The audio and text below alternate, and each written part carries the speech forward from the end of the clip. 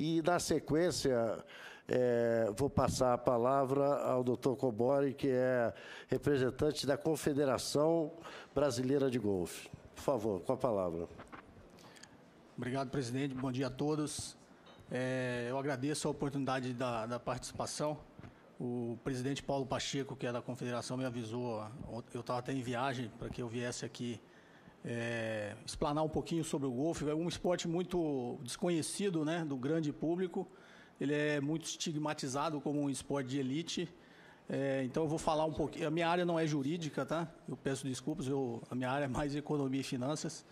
E aí, no final, eu gostaria até de botar mais o sentido econômico do desenvolvimento do esporte para o Brasil, assim como o doutor Pedro colocou aqui, e eu corroboro com tudo que ele colocou, bastante interessante aí, que a gente precisa começar a mudar o foco de tudo, né, para que o esporte se desenvolva, porque se depender apenas de financiamento público, a gente não consegue evoluir com uma potência esportiva que o Brasil merece ser pela sua dimensão continental e pela sua população.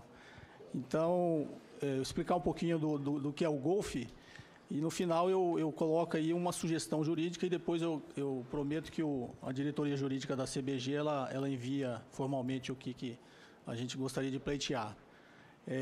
O golfe, na realidade, ele não é um esporte de elite, né? Ele tem esse estigma, ele acabou criando muito mais fortemente esse estigma no Brasil, porque no Brasil realmente ficou caro praticar o golfe, né? E aí a minha sugestão no final vai vir nesse sentido.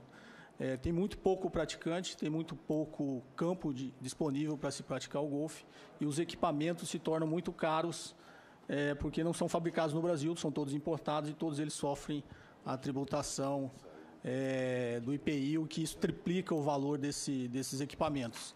Então você acaba criando uma barreira para que as pessoas pratiquem o golfe, né? E aí, nesse sentido econômico, se você não tiver a demanda, você não vai ter mercado. Se você não tiver mercado, você não estimula empresas a financiar isso, a patrocinar isso, e você também não estimula para que as pessoas pratiquem esse esporte e vejam ele como um potencial de crescimento e de cidadania, que eu acho que é o grande objetivo do esporte na visão do Estado, né? O golfe no Brasil ele tem pouco mais de 25 mil jogadores, né? Todos amadores, por óbvio, tem muito pouco profissional, né? O Brasil não chega a 300 profissionais de golfe. Na sua maioria, os profissionais de golfe eles sobrevivem porque dão aulas de golfe nos clubes, né?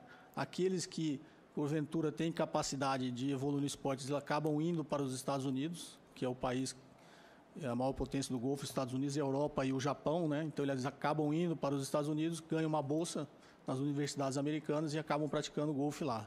Então, acho que como vários outros esportes no Brasil, os atletas dependem de sair do país para conseguir desenvolver e atingir um nível que a gente chama de alto rendimento, né? Para você ter uma ideia, nos Estados Unidos é um esporte extremamente popular, tem quase 35 milhões de praticantes de golfe nos Estados Unidos. Tem quase 15 mil campos de golfe nos Estados Unidos. No Brasil, a gente tem 115 campos de golfe, né? E um mercado extremamente desenvolvido. O golfe segundo os relatórios de economia, o esporte que mais movimenta dinheiro no mundo, né? Segundo a US Golf Economy Report, só nos Estados Unidos movimenta mais de 80 bilhões de dólares. O golfe movimenta, e a gente aqui é peanuts, não movimenta quase nada. Então, tem todo um mercado, um turismo ligado a isso. E aí, óbvio, a própria iniciativa privada financia o desenvolvimento desse esporte, né? E no Brasil, a gente tem aquele negócio, o que vem primeiro, né? O biscoito vende mais porque é fresquinho porque vende mais. Então, aqui a gente fica, né? As pessoas que têm capacidade de praticar o golfe, as pessoas que têm condições de praticar o golfe é quem consegue ter acesso a um equipamento, e esse equipamento, ele é 3 vezes mais caro aqui, essas mesmas pessoas têm condições de ir para fora, ele vai lá fora. Hoje em dia, a classe média já consegue ir 2, 3 vezes por ano para o exterior, vai para Miami, que é muito, às vezes até mais barato do que para o Nordeste brasileiro, e compra os seus equipamentos lá e traz. Então, o Estado brasileiro, além de tributar e impedir que esses equipamentos cheguem mais baratos aqui no Brasil, né, talvez o pretexto de estar protegendo uma indústria nacional, não existe indústria nacional de equipamento de golfe, né? E não existe, novamente, nessa máxima de vende mais porque é fresquinho porque vende mais, porque não tem praticante, né? Vai fabricar equipamento de golfe no Brasil para quê? Então, não está protegendo nada, esse mercado não existe no Brasil. Os brasileiros acabam também não pagando imposto, porque ele vai lá nos Estados Unidos e compra e traz esse equipamento, né? Joga 2, 3 partidas, o equipamento está usado, ele traz para o Brasil. E aí o Estado brasileiro criou uma restrição à entrada desses equipamentos e, com isso, ele cria uma restrição a novos praticantes de golfe, né? Então, sob o ponto de vista da legislação, eu não sei se essa comissão seria o foro ideal, o que a gente gostaria de sugerir é que não se tenha tributação em cima de importação de equipamentos de golfe, que não existe fabricação no Brasil, né? Porque, sob o ponto de vista econômico, não tem o porquê o Estado fazer isso, não existe indústria no Brasil. Sobre um outro ponto, se você ajudar o Estado brasileiro, ajudar a desenvolver o esporte, isso vai começar a surgir um mercado no Brasil, praticantes, e, obviamente, vai surgir o interesse da iniciativa privada em fabricar equipamentos aqui, desde que tenha demanda, né? Demanda para esses equipamentos.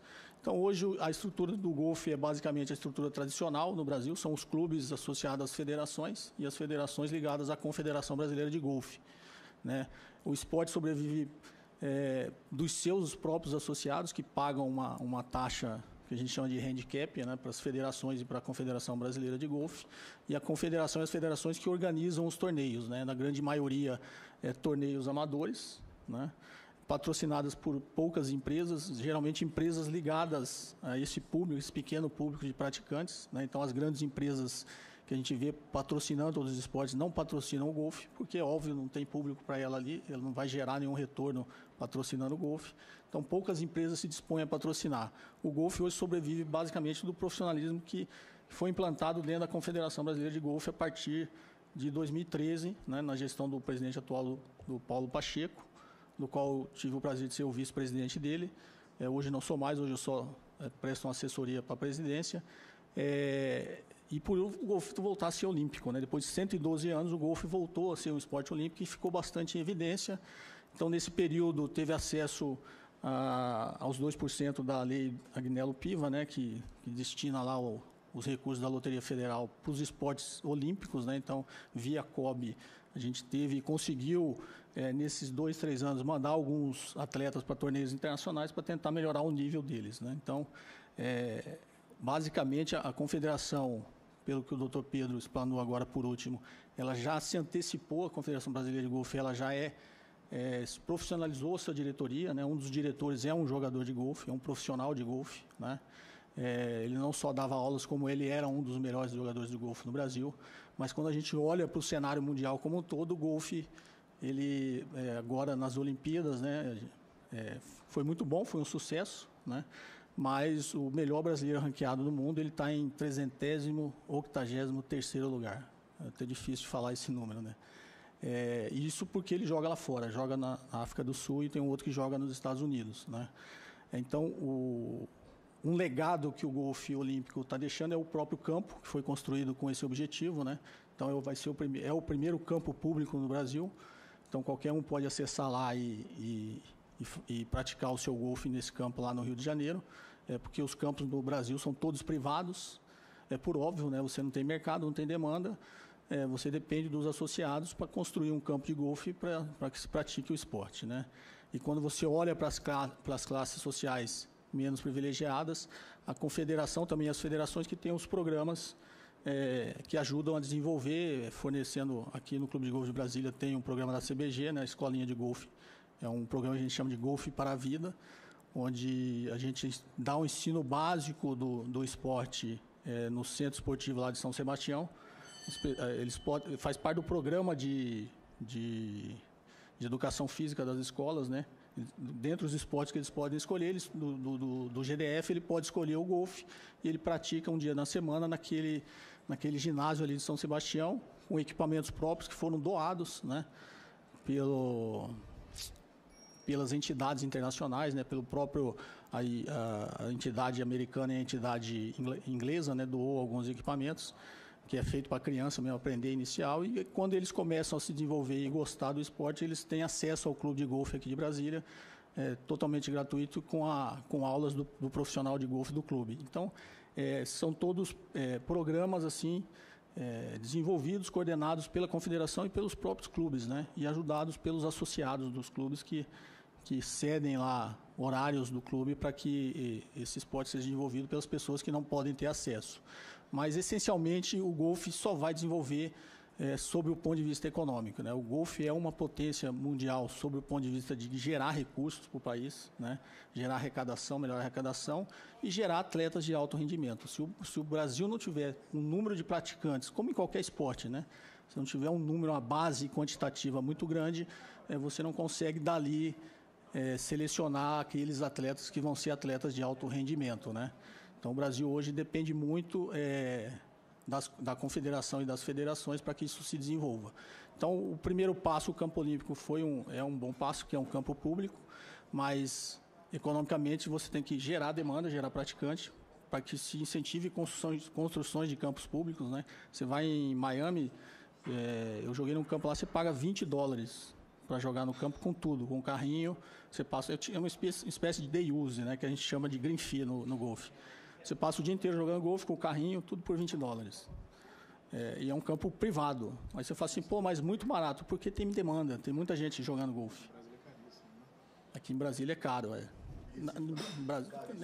Lá tem um excelente clube. Isso, todos os campos no Brasil, o green fee ele se torna caro, né, porque é muito caro. Aí tem o sentido econômico também, tem muito pouco associado. Aqui em Brasília tem 110 jogadores que jogam frequentemente, né? Então são 110 pessoas para manter aquilo lá tudo funcionando, aquele clube funcionando. Então a grama se corta 2 vezes por dia, né? 2 vezes por dia você tem que cortar toda a grama. Então tem uma manutenção muito forte, você tem pouco praticante. Então, fazendo essa comparação, você pensa $20, R$60 você paga para acessar um campo e ter tudo incluso, carrinho, tudo. Porque tem demanda, né? Os Estados Unidos tem 35 milhões de jogadores. Então, e os Estados Unidos sempre é um modelo de administração e coordenação da parte esportiva que a gente tem, né? Óbvio que a gente vai demorar muito a chegar lá, mas um primeiro passo, que é essa sugestão que eu dei, depois a gente pode mandar outras, é justamente porque ter o imposto de importação sobre equipamentos que não se fabricam no Brasil, né? Sob o pretexto de proteger o mercado, mas que mercado? Não existe mercado no Brasil, né? Então vamos estimular a existir o mercado, né? Que ao existir o mercado, vai com certeza existir empresas para começar a fabricar esses equipamentos. Se você tiver demanda, é uma questão econômica, né? Então a primeira sugestão é essa, e a minha explanação era mais para explicar um pouquinho sobre o golfe, que é um esporte realmente desconhecido, e voltar a afirmar que ele não é um esporte de elite, né? Acho que os entraves e as regulamentações o tornam um esporte de elite no Brasil, né? Mas no Japão, aí fala, pô, mas os Estados Unidos também tem dimensão continental, pode ter 15 mil campos de golfe. Tem 35 milhões de praticantes nos Estados Unidos. No Japão tem 18 milhões de praticantes de golfe. E o país é menor que o estado do Paraná, né? Tem extensão territorial. Então, é uma questão de organização do mercado, do Estado entender que com a iniciativa privada, com a possibilidade da iniciativa privada financiar o desenvolvimento do esporte, você vai atingir os resultados muito mais rápido e colher atletas de alto rendimento que possam representar o país de uma forma mais econômica para o Estado, né? Com menos dispendiosa. Porque hoje, basicamente, os nossos atletas de alto rendimento são financiados pelos programas do governo, né? Da lei do incentivo ao esporte.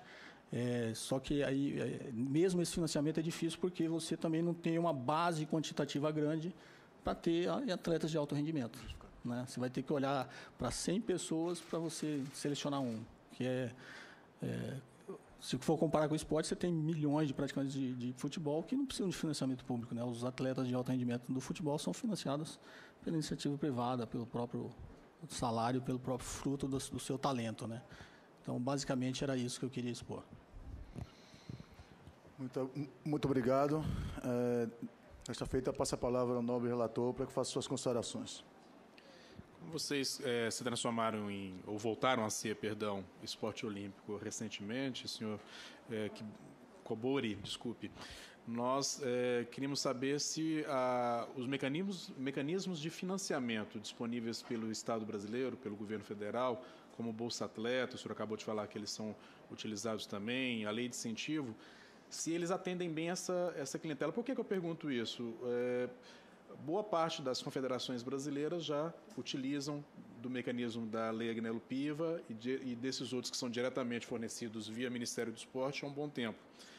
Vocês, ainda que sejam uma confederação bastante reconhecida e já tem muito tempo de trabalho, enquanto esporte olímpico volta a ser agora, não é? Então há uma peculiaridade, há algo que pode inclusive trazer uma experiência diferente daquelas outras confederações que aqui se comparecem. Eu queria ouvir um pouco sobre isso. Tá, novamente, a gente tem acesso, é óbvio que não tem acesso no volume que acho que todas as confederações gostariam de ter, a financiamento público, né? Ainda e ele é meio que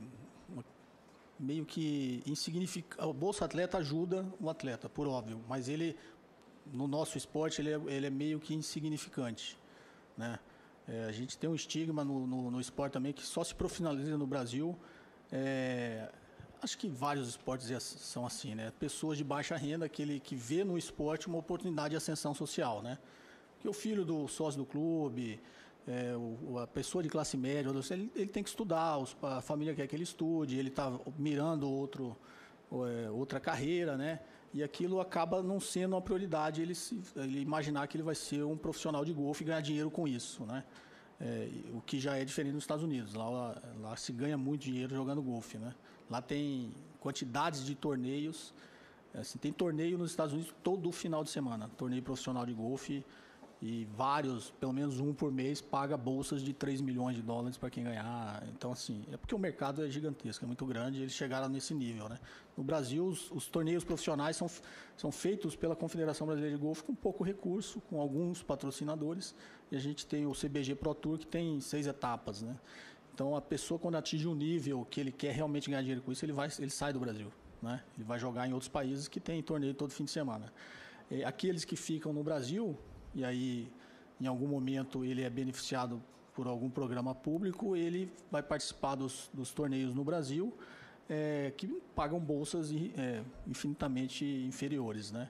Então, aqueles que se dispõem a ser esse profissional e ter o acompanhamento aqui no Brasil, o Bolsa Atleta até faria sentido, porque ele é uma pessoa que veio de uma classe mais baixa e tem uma renda mais baixa, né? Então, vocês têm profissionais no golfe no Brasil? Existem golfistas profissionais residindo no Brasil? Tem. Nós temos quase 300 profissionais de golfe.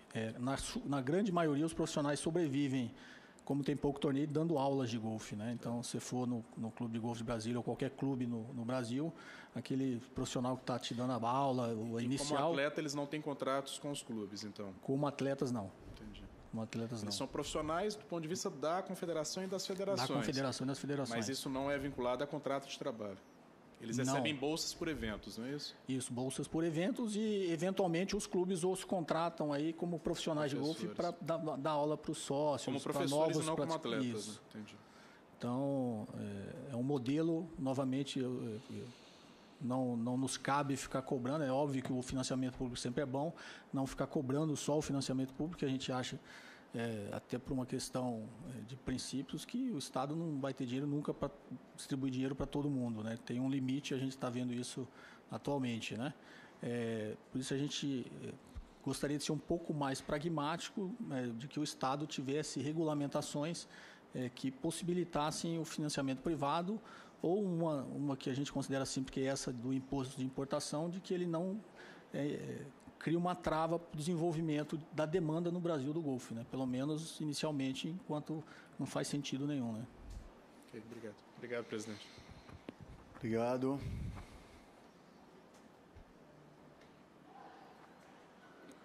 Neste momento, franqueio a palavra aos membros da comissão, doutor Pedro Trengrauso.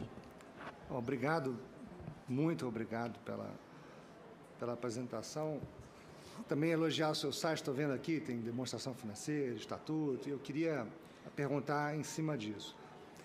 A Lei Pelé diz no artigo 21 que as entidades de prática desportiva poderão filiar-se, em cada modalidade, à entidade de administração do desporto do Sistema Nacional do Desporto, bem como a correspondente entidade de administração do desporto de um dos sistemas regionais. Esse artigo é importante porque no futebol, por exemplo, nós temos as federações estaduais obrigando clubes a jogar seus campeonatos estaduais, ameaçando-os, caso não joguem, de puni-los de tal forma que eles não consigam mais jogar os campeonatos nacionais.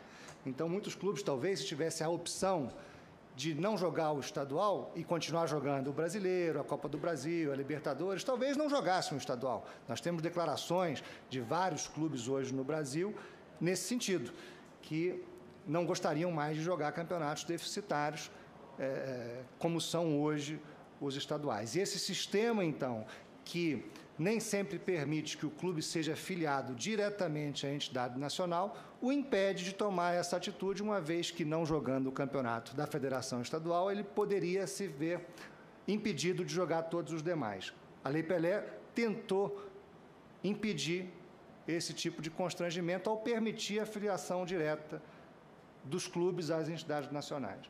No Estatuto da Confederação Brasileira de Golfe, você fala justamente que, para a preservação do princípio federativo, não é admitida a filiação direta à Confederação Brasileira de Golfe de atletas ou de entidades de prática desportiva. Porém, nas demonstrações contábeis,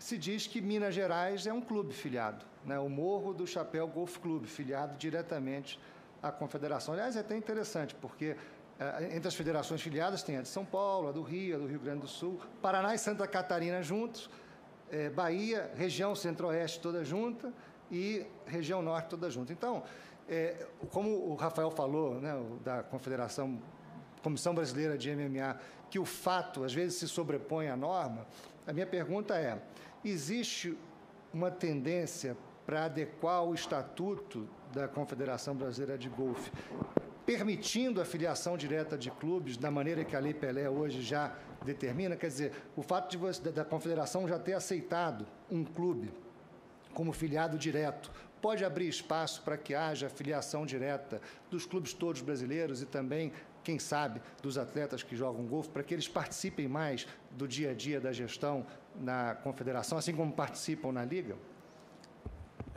Obrigado, doutor Pedro, pela pergunta. Inclusive, pedir desculpa, para mim que isso já estava atualizado, tá? Como eu falei, eu participei da gestão, eu fui vice-presidente da Confederação em 2013 e 2014, né? Aí, por uma questão que eu não tenho muito tempo, eu me afastei, só continuei ajudando, e essa gestão atual de 2015, que é a mesma diretoria, né? Só trocou a minha vice-presidente e uma outra. Quando eu saí, esse estatuto já tinha sido adequado. Eu vou até perguntar por que ele não está aí. Agora, essa questão do Morro do Chapéu eu acompanhei de perto. O Morro do Chapéu é o único clube que quis... Porque o clube, para ele ter o handicap oficial, o jogador, né? O que é o handicap? Para explicar, é como se fosse aquele... Você tem 10 metros, pode sair correndo 10 metros na minha frente e depois eu saio, né? Aquele que é a brincadeira de criança. O handicap é o número de tacadas que um jogador tem de vantagem para o outro, né? Que você iguala o jogo. Então, teoricamente, eu tenho um handicap alto, porque eu não jogo tão bem, posso jogar até com um profissional, porque eu vou me igualar, porque ele vai ter que dar aquele número de tacadas a menos do que eu para conseguir, pelo menos, empatar comigo, né? E para ter esse handicap te dá direito a jogar qualquer torneio no mundo inteiro, né? Você pode ir nos Estados Unidos, no Japão, você usa esse handicap para jogar qualquer torneio. Quem calcula esse handicap e fornece esse handicap é a Confederação Brasileira de Golfe, né? Então, para ter esse handicap, necessariamente o atleta ou o clube tem que ser filiado. Tem um outro clube em Minas Gerais, em São João del Rei, que ele não é filiado a ninguém, né? E o Morro do Chapéu, que é lá em Belo Horizonte. Ele é filiado porque ele precisa ter esse handicap para os seus associados poderem jogar torneios.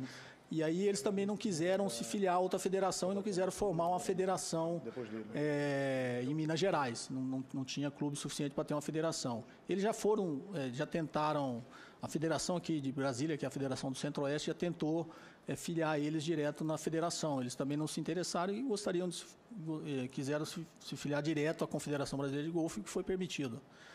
Então, quanto aos atletas também, né? Tanto que no início eu comentei, até corroborando com a sua colocação anterior, que um dos atletas que eram profissionais e era um dos melhores jogadores do Brasil, ele fez parte na minha gestão lá em 2013 e 2014, ele era da diretoria técnica da CBG.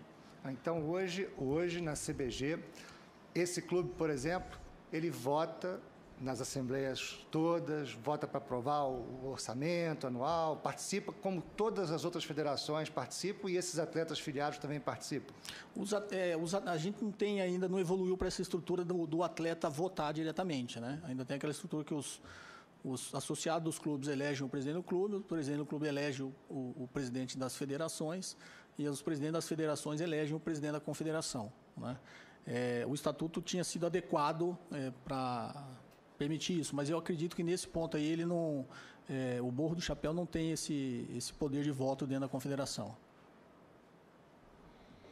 Ele poderia ter se ele se filiasse, digamos, à federação aqui do Centro-Oeste, né?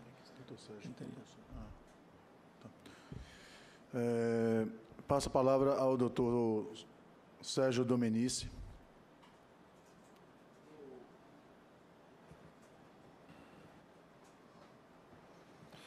Bom, eu vejo o golfe, ele tem acredito até que ele tem uma importância muito maior, até estratégica para o país no que se concerne à questão do turismo. Vários turistas, você mesmo falou, o Japão tem 18 milhões de praticantes e quase não tem campo. Então, o japonês viaja o mundo inteiro atrás de um campo de golfe num lugar agradável para...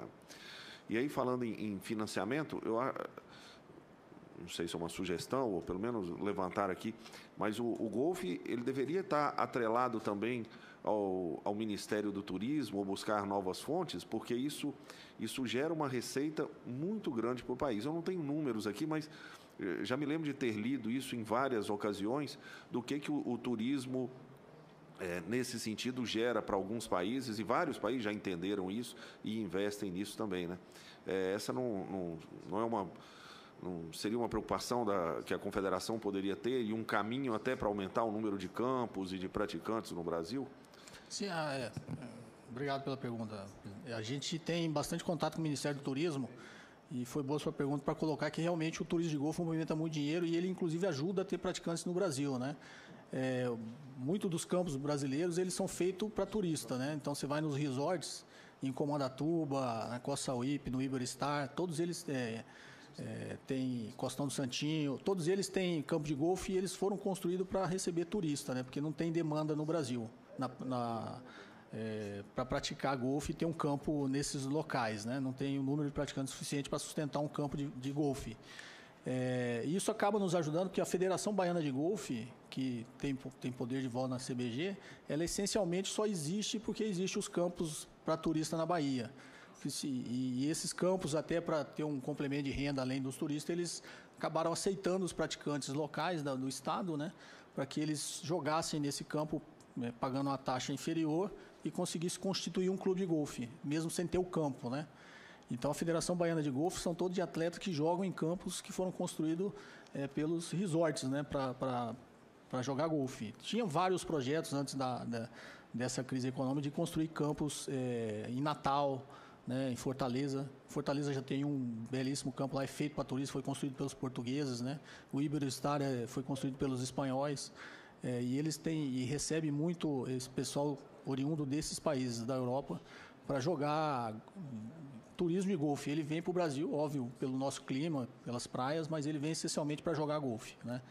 E isso acaba ajudando a desenvolver, porque com o campo disponível é mais fácil você também ter praticantes e gerar demanda para esse esporte, né?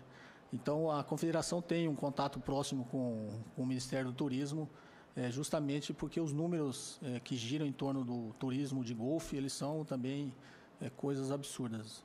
É muito dinheiro. Porque o turismo de golfe, ele vem e gasta, né? Ele consome bastante no país que ele está praticando o esporte.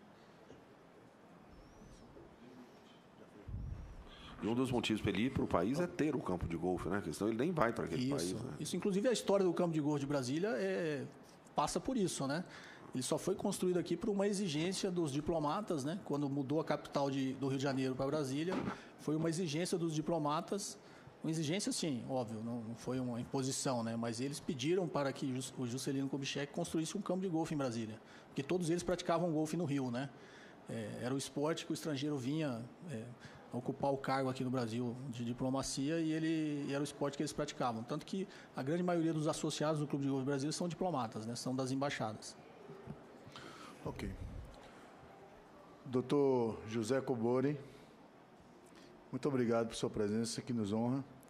As suas orientações foram compiladas aqui na nossa comissão e espero que isso nos faça refletir com relação também, obviamente, ao golfe, né? Eu que agradeço a oportunidade de participar e futuramente a gente peço para a diretoria jurídica enviar alguma coisa formalizada para a comissão, ok? Futuramente, rápido. Rápido, né? Obrigado.